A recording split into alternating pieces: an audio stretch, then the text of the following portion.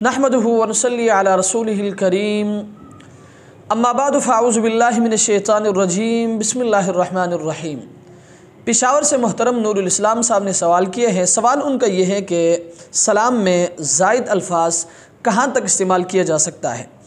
तो याद रखें, मसला ये कि इमरान बिन हुसैन रज़ी अल्लाह ताला अन्हु से मरवी है, वो फरमाते कि एक शख्स नबी अलैहिस्सलाम की खिदमत में हाज़िर हुआ और सलाम किया इन अल्फाज के साथ, अस्सलामु अलैकुम। तो नबी अलैहिस्सलाम ने सलाम का जवाब दिया और फरमाया कि 20 ने किया। फिर एक और शख्स आया और उसने इन अल्फाज के साथ सलाम किया, अस्सलामु अलैकुम व रहमतुल्लाहि व बरकातुहू।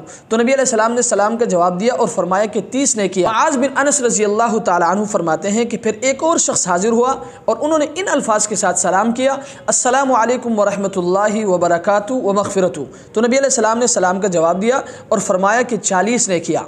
इससे मालूम हुआ कि सलाम में व मग़फ़िरतुहू तक ज़ायद अल्फाज कहा जा सकता है। मुतअद्दिद अहादीस से ये बात साबित है।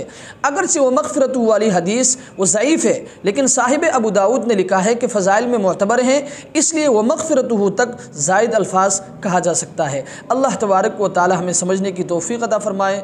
व आखिरु दावाना अनिल हम्दुलिल्लाहि रब्बिल आलमीन।